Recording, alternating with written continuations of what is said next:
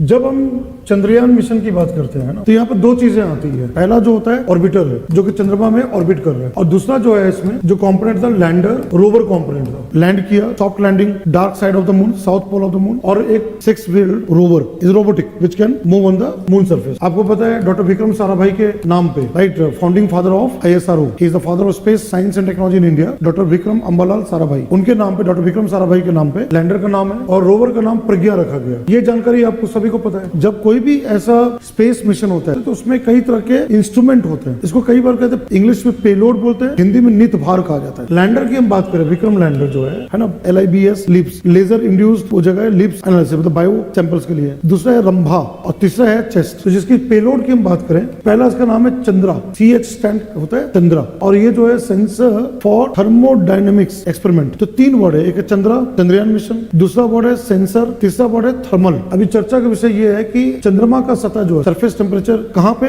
South pole में 70 degree Celsius इसका तापमान मेजरमेंट किया गया, जो कि अपेक्षा से विपरीत है। चंद्रमा का डार्क साइड, सूर्य का प्रकाश वहां नहीं पहुंचता है, south pole of the moon, वहां तापमान 70 डिग्री सेल्सियस तक पहुंच रहा है। तो ये हैरानी करने वाली बात है। That is a kind of a new finding. अभी तो बहुत सारे खोज होंगे आने वाले वक्त में। प्रज्ञा रोवर और चंद्रयान के जो लैंडर ये इसके संपर्क में, अभी कई जानकारियां हमें मिलेगी, और ये पहली बार ऐसा है, ये सारे जो जानकारी है हमें उपलब्ध होगा, जो कि पूरे विश्व में दे सकते। चंद्रयान 3 का ये बहुत बड़ा इंपॉर्टेंस। अब नेक्स्ट क्या है, तो when you study space science and technology, तो you come across this word orbiter. अब ऑर्बिटर क्या है, ऑर्बिट क्या होता है, ये सब की वर्ड है। तो ये सारे जो थ्योरी पार्ट है आप क्लास में पढ़ते हो, और जब वो करंट अफेयर्स में आता है तो उसको कनेक्ट करते हो, ताकि आप चीजों को विजुअलाइज कर सके, समझ सके। अब जैसे फॉर एग्जांपल यहाँ पर जो है कोई भी चीज, जैसे चंद्रयान 3 न्यूज में है, तो आपको कहाँ पढ़ने को मिलेगा, इसरो के साइट में मिलेगा। तो ये जैसे ISRO हो गया, जब इसरो के वेबसाइट में जाते हैं, ये होम पेज है, मैं पर लिंक करके बता रहा हूँ। कोई भी चीज जब अखबार में पढ़ रहे हो, न्यूज पेपर में आप पढ़ते हैं, उसके अलावा जो है आपको ये भी प्रयास करना है कि गवर्नमेंट वेबसाइट में इसरो में क्या दिया हुआ है, यहाँ की जो जानकारी है वो वहां पर क्वेश्चन आ सकता है। UPSC पेपर में इसके संदर्भ में प्रश्न पूछे जा सकते हैं। अभी आजकल काफी वायरल ये वीडियो है ना, जो लैंडिंग का जो पार्ट है, ये सारे सोशल मीडिया में आपने ये लैंडिंग ऑपरेशन देखा होगा, तो यहाँ पे दिया हुआ है। लेकिन जो मेरा कहना ये है कि जब हम देखते हैं एक्टिविटीज में मिशन अकम्प्लिश्ड, और ये अंग्रेजी हिंदी दोनों में